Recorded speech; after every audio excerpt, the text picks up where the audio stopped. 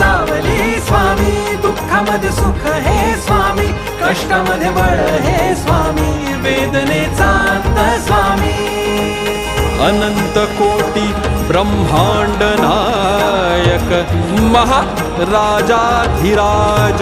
योगीराज परब्रह्म श्री सच्चिदानंद भक्त प्रतिपालक अक्कलकोट निवासी श्री स्वामी समर्थ महाराज